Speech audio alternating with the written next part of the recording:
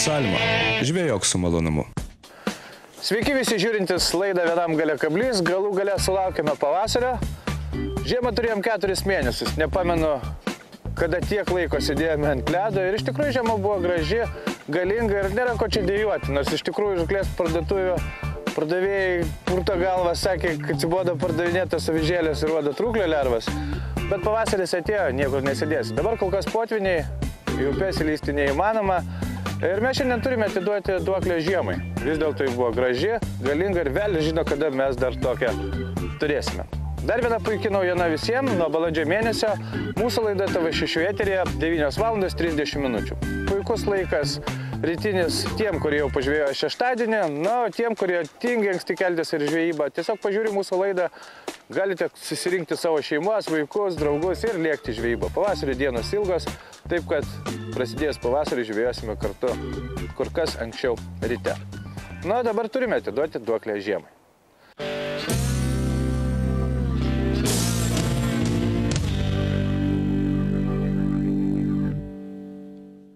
Turėjom iš tikrųjų neblogą ir gražią žiemą.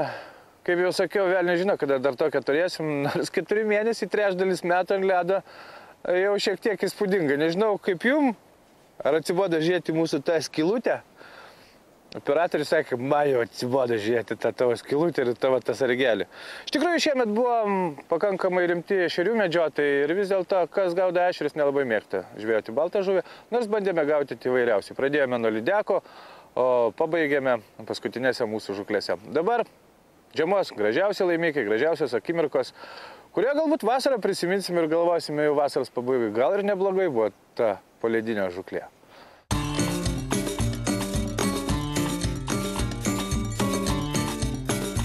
Šiemet poledinė žuklė palepino visus, ypatingai tuos, kurie mėgo gaudyti lydekas krituliais, nes jau daugelį metų gyva žuvelė neišeidavo pažvejoti, ypatingai meškeriotojams žemupio, nes, na, visi žino, kad lydekų žuklė gyva žuvelė būna uždrausta nuo sausio 1, tai yra nuo naujų metų. Ir dažniausiai tie ledai atsirasdavo Lietuvoje tik po naujų metų, normalūs lipami. Na, šiemet visas gruodis buvo dosnus visiems mėgstantiems žvejoti lydekas. Gal ir netokia azartiška ta lydekų žuklė, neižvejojant blizgėmis arba vadinamomis švytuoklėmis, tačiau žvejoti krituliais iš tikrųjų įdomu vien dėl to, kad gali susikauti su velniai žino kokio dydžio lydeką. Žiemą jos būna įspūdingos ir mūsų bičiuliai statės kritulius žiemos pradžioje džiaugiasi gerai kimbančiomis lydekomis. Daugelį jų žinoma keliavo atgal ir tai visiškai logiška. Vis dėlto meškeriotojams svarbiausiai pakovoti su žuvimi, o pačios kovas daugelį palieka pakankamai gražių, džiaugsmingų ir įdomių įspūdžių. Tai labiau, kad tvirstantis kritulys, lekiantis, traukiantis žuvis į vandenį visiems meškeriotojams tikrai smagus prisiminimas. Ypatingai tiem, kurie žvejoja mažai, kurie galbūt ištraukia vieną kitą lydeką žiemos pradžioje ir taip pat pasakoja savo gerų bičiulių kompanijoje kiekvienais liūdnais žiemos vakarais.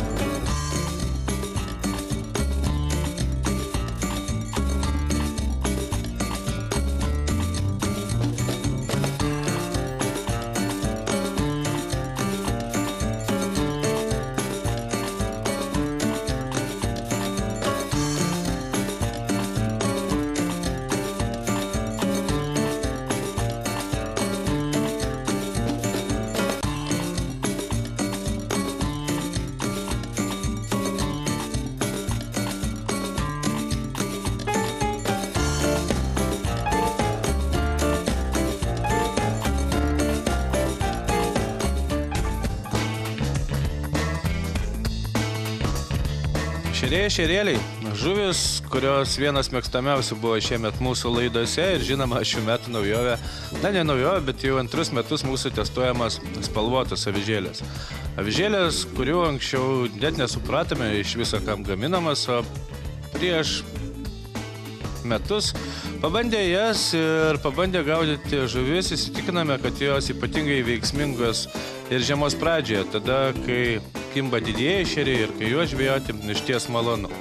Tuo labiau, kad spalvotos sunkios avižėlės šiemet įrodė savo pranašumą ir visos didžiausios praktiškai žuvis, bent jau mūsų komandas, buvo sugautos jomis. Buvo žvejota įvairiausiose vandens telkiniuose ir Šventoje, ir Minijoje, ir Latvijoje, Bartos upėje ir Liepojos kanale, ir visur dirba tos gražiosios spalvotos avižos, kurios atrodo tinka tik nedidelėje eglutėje puošti, bet ne. Pasirodo, jos puikiai ryja galingos žuvis – ešeriai. Ešerių žvejyba šią žiemą buvo išties dosni ir tie, kurie bandė žvejoti, ypatingai upėse, gali pasakyti, šie metai buvo vieni iš ešeringiausių.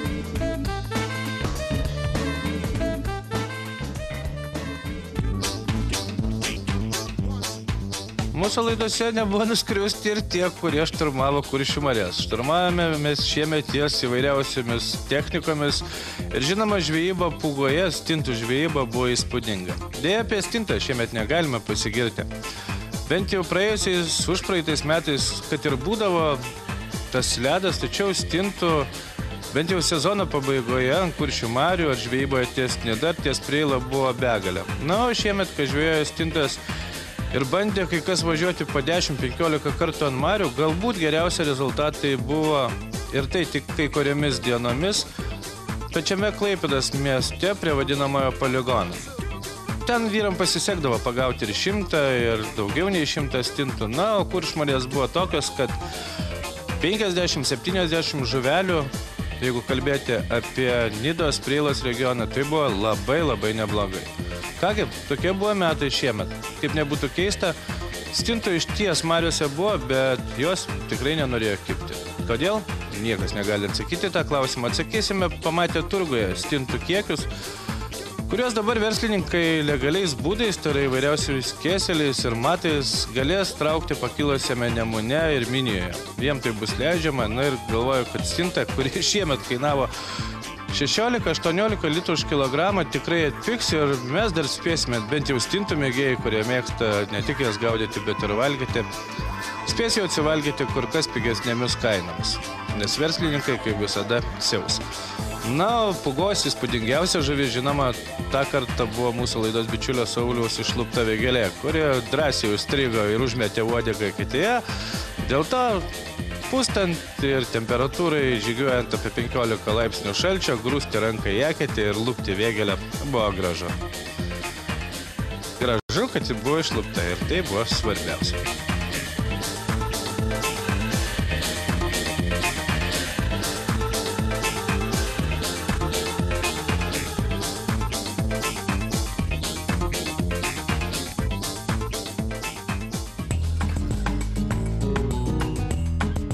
Gal šiemet šiek tiek nuskriaudėme baltos žuvies mėgėjus, nes anksčiau pakankamai daug skirdom laiko žvejoti baltą žuvį, tačiau šiemet visiškai nesinorėjo veltis į Mingės, Minijos kolūkius, ten, kur sėdėdavo visa Lietuva ir lupdavo žuvį. Ir šiemet su mūsų laidos bičiuliu Raimiu, kuris vadovauja žvejų būreliui Gargždų moksleivių rūmuose, radome puikią vietą, tai visų gerai pamiršta Šyšos upė.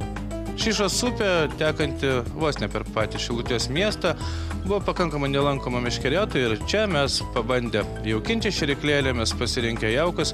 Iš tikrųjų, tomis pačiomis meškerėlėmis, avižėlėmis, balalaikomis, be jokių patempimų, be jokių žvejybų ant sarvių, pagavome išties įspūdingai. Ir kas įdomiausia, kad ir žvejyba buvo subtili, čia reikėjo ir planesnių valų, ir mažesnių avižėlių, ne taip kaip minėjo ten, kur siaučia srovė, ir žuvis buvo lygiai tokios pačios solidžios.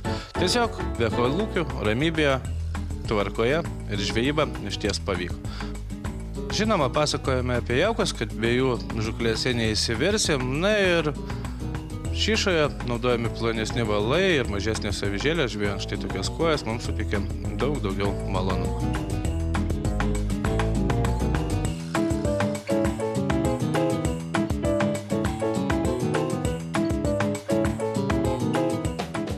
Kuršių marios šiemet išties nebuvo tokios, kurias galėtumėme pagirti žuvingumu. Tie, kurie bandė žvejoti ešerius, žinoma, papuldavo vienas kitas meškeriotojas ir pagaudavo, bet pagrindinė masė liūdėjo. Na, buvo įmanoma pagauti, žinoma, vadinamosios baltos žuvies, tai yra kuojų, nedidelių karšių, bet kad pavasario apkiptų masiškai ir kuojasi, ir karščiai vėlgi, tokių dalykų nebuvo. Galbūt šiemet Kuršių mariose trūko deguonies, kaip pasakojo mūsų laidos bičiulius ir Kuršių marių ekspertas Audrius Jakštas. Kągi, jeigu jau negalėjome gaudyti vienos žuvies, tai sezoną uždarinėjome dėmesį skirdami vėgėliai.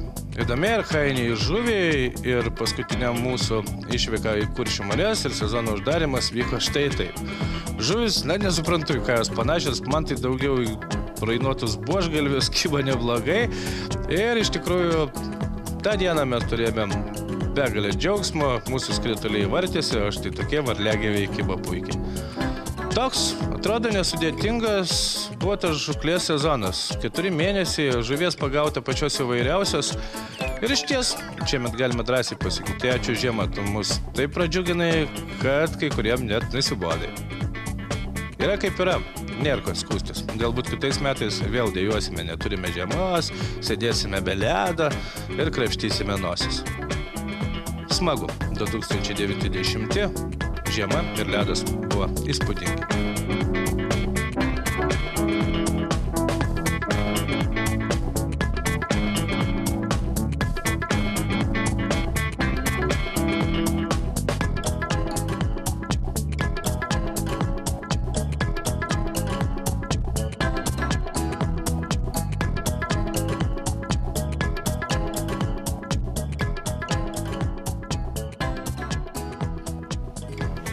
Daugelis dar uždarinėja poledinės žuklės sezoną. Dar žvejų kalboje tai vadinama sezono uždarimas. Žinoma, dar turbūt Dzūkija, Aukštaitija, dar laipioja ant ledų, bet dar kartą noriu priminti, būkite labai atsargus. Vis dėlto paskutinis ledas pavojingas ir čia jau be savisaugos priemonių, kablių ant kaklo, be galbūt virvės dėžėje ir be gerų bičiulių kompanijos tikrai neverta rizikuoti, kad pagautumėte tą paskutinę kimbančią žuvį. Tuo labiau, kad ir dabar mes galim parodyti, kad pagaunam vieną kitą raudelę, koją, ešerį, bet kam tai svarbu. Visi galvoja apie pavasarį. Po pertraukos mes susitiksim ir kalbėsim jau apie pavasarį.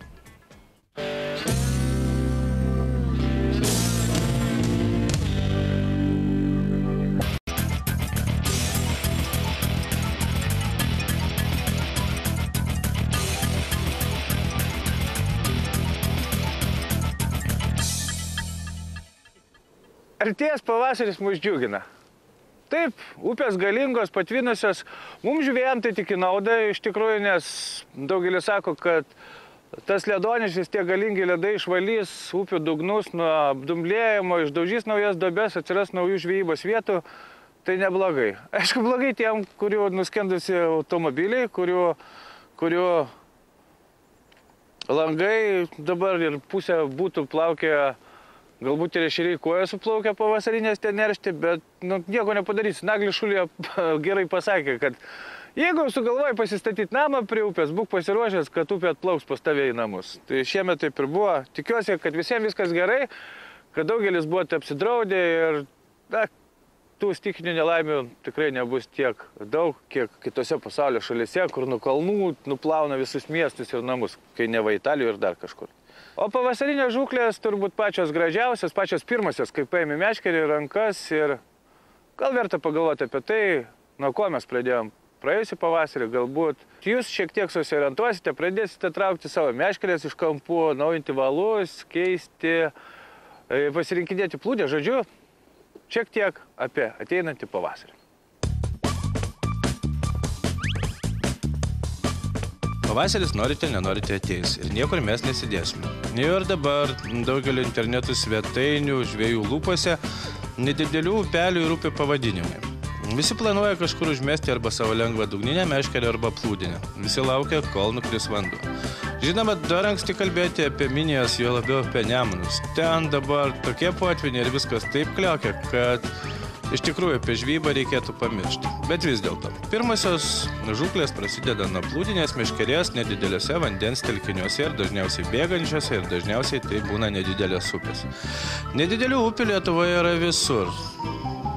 Paspaksojus į žemėlapį, tai jų pilna. Nuo Jaros, kuri teka netoli Vilniaus ir ten žvejai mėgsta lankytis ir atidarinėti savo žuklės sezonus, iki pačių vairiausių nedidelių upių intakai, upeliai ir juose norite nenorite kimba žuvis. Kokios jos bebūna tokios, svarbiausiai pamatyti pirmuosius žuvies niurktelėjimus ir žinoma, tam reikia ruoštis. O kad tam ruoštis, vis dėlto reikia jau galvoti ir apie plūdės, pabandyti jas atsverti, galbūt įsivalyti savo paliktas meškeres, išmaudyti jos po dušu su šepečiais ir su ūkišku muilu, išdžiovinti, pakeisti valus ir galvoti apie tai, kad tuoj netrukus imsime plūdinės meškeres į rankas ir pradėsime savo žūklės. Mes pradėjome nuo strėpečių ir nedidelių žiobrių. Tiesa, jau šiemet girdėjome, kad žiobriai kelias dienas kibo ties Gargždų miesteliu, kol dar minija nebuvo siaubingai išlindus iš krantų, bet nėra ko skubinti savo minčių, įvykių ir reikalų. Ateis tas pavasaris ir niekur mes, bičiuliai, nesidėsime. Ir prasidės kojas, prasidės žiobriai, prasidės upėtakiai ir visam tam reikia ruoštis. Kai pagalvoju, kiek įrankių reikia peržiūrėti savo spintas, juos ištraukti, nuvalyti, atrinkti, sudėti į dėžutes pernykštį jovalą, kuris galbūt buvo paliktas po paskutinių rudens žūklių. Žiūrėsim. Tačiau nebejoju ir džiaugiuosi su visais kartu. Pavasaris atėjo, vis prasidėjo ir mes netrukus susitiksime atviro vandens žūklės sezono metu. O tada tai jau bus vėl viskas iš naujo. Nauji ūkai, naujos sistemėlės, naujos mintis, nauji eksperimentai. Tam mes kartu ir esame žvejai, kad nesėdėti vietoje, neužmigti, o tiesiog galvoti, ieškoti ir pagauti.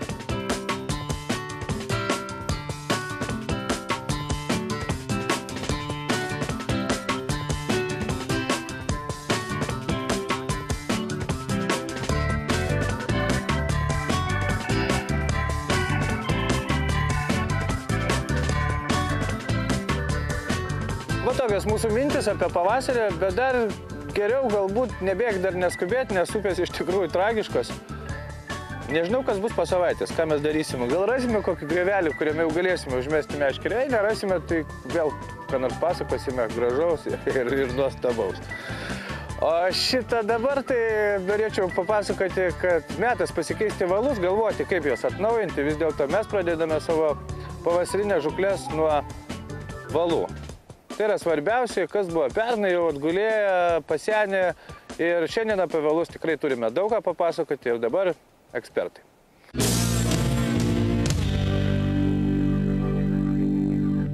Ekspertų rubrikoje, kaip visada, su manimi Eugenijus. Sveikas, Euge. Labas rytas. Labas rytas. Ir iš tikrųjų šiandien mes kalbame apie valus, nes kaip ir visada pradėdami atviro vandens žūklės sezoną, ruošiame savo žūklės įrankius ir svarbiausias turbūt dalykas, ką reikia padaryti meškeriotojui, tai pasikeisti valus. Viskas nuo pernai pasenę, atkentėję, įsitampę ir Eugenijus šiandien turbūt apie juos visiems gyvenimo atveju. Būtinai. Kaip pats sakėjai, pakeisti būtina ir ne tik pas meškeriotoją ant ryčių, bet ir parduotuvėse. Ir kaip mes jau nekartą minėjom, visi šitie valai yra pirmo šviežumo, sakykime, šio sezono gamybos. Tai jau tai automatiškai jau tampa privalumu, nes garantuojam, kad valas bus tikrai šviežias, o tai reiškia ir stiprus. Nepraradė savo kažkokios... Negulėjęs sandėliuose niekur, ar ne? Tikrai šitas pagamintas, atvežtas į Lietuvą. Na, o gama, kaip matot, didžiulė. Yra spininginis valas, minkštas, žalsvo atspalvio.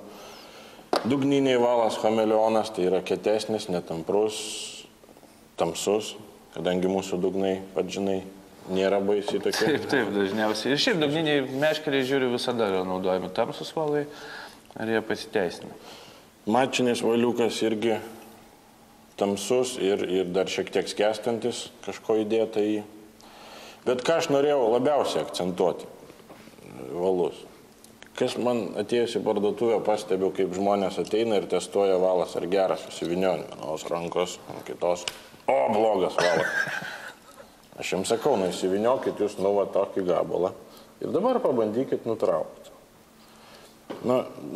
Netraukia žuvies tiek ovalo ir plus amortizuoja meškerę. Ir tu labiau nebūna tokio smūgio, kad... Ir smūgių tu nebūna, nes viską sugeria kotas ir tas testavimo būdas, aišku, ten gali išbrokoti bet kokį valą ir tada geriausia pirkti kokį nors užstorintą, kur dvigubai.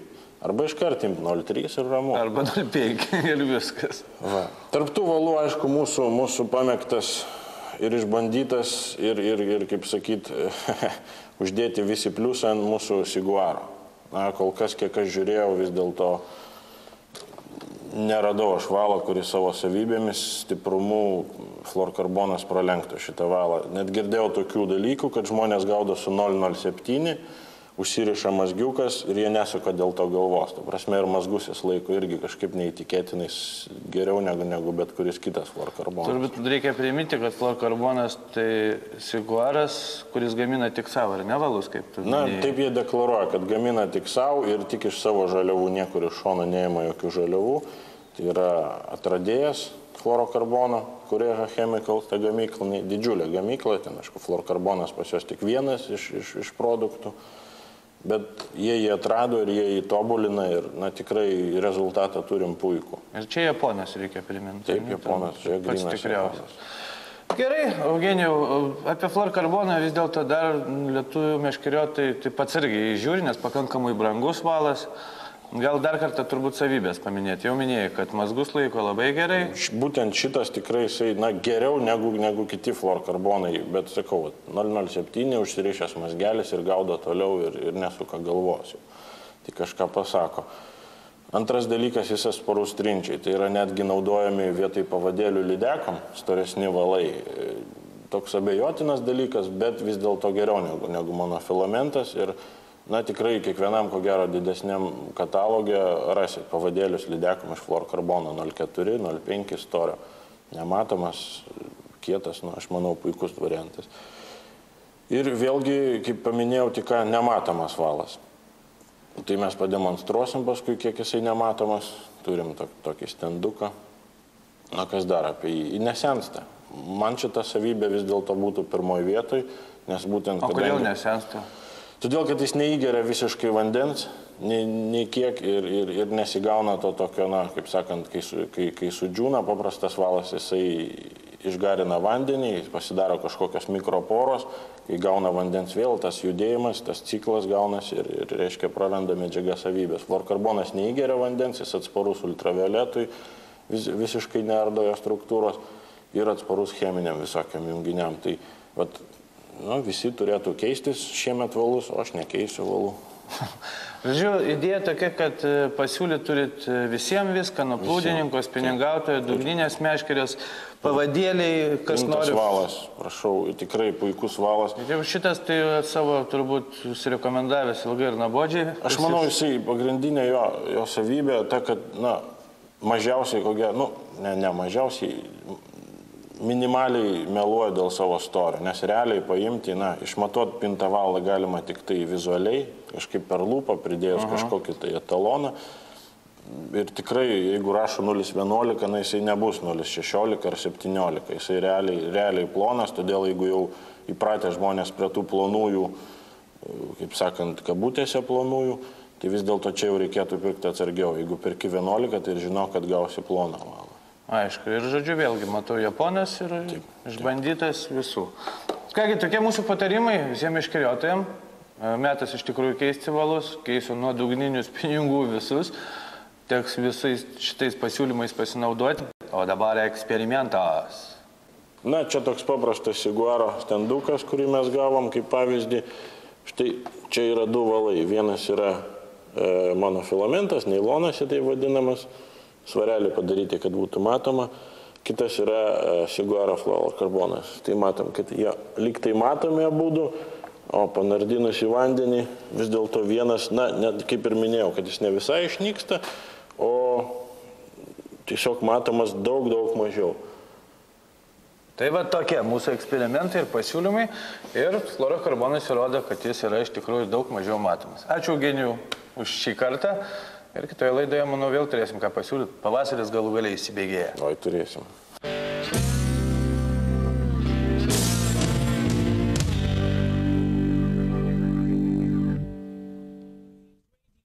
Tokios mintis. Iš tikrųjų pakankamai įdomu, ypatingai tie visi fluorokarbonai. Pernai metais mes pradėjome jais gaudyti, nesu nusivylęs nei viena. Tiesa, šiemet nenutraukė žuvis, man atrodo, ne vienos avižėlės. Įskyrus, kad nukando lydekų porą. Tai galiu drąsiai pasakyti, kad eksperimentas bent jau poledinė žūklei pavyko, kai bus pavasarį, pažiūrėsime. O dabar konkursas pagavai paleisk. Žiemą jūs nelabai daug paleidote žuvų, kaip ir mes nelabai daug paleidome, bet pavasarį paleidinėsime vėl kaip visas. Ir turime apdovanoti mūsų konkursą nugalėtojus, tuo labiau, kad prizai puikus. Tai yra 9 komplektai valo. Tai yra 3 plūdiniai meškeriai, 3 dugniniai ir 3 pinigui. Iš tikrųjų smagu, nereikės galvoti, kažką tai pirkti, kažką tai ieškoti, valai šviežus. Ir tiesiog galėsite iš karto viską susivinioja, jau bandyti galbūt kitą savaitę prie atviro vandens. Mūsų konkurso nugalėtojai. Žiema 2009-10. Mūsų laidos nugalėtojas Vilius Jaronskis su puikiu kilograminiu žiemos upėtakiu. Sveikiname, Viliu. Viskas, ką darėm šiandien parodyti mūsų laidoje, žiema baigėsi. Gal ir gerai, nes prasideda naujas etapas, plūdinės, dugninės, pinigai, muselinės. Oi, mūsų laukia daug gražių akimirkų, daug gražių žvejybų Lietuvoje ir ne tik Lietuvoje. Šiandien tiek, nei žvyno, nei degos, susitiksim lygiai po savaitės. Kur, ką veiksim, nežinau.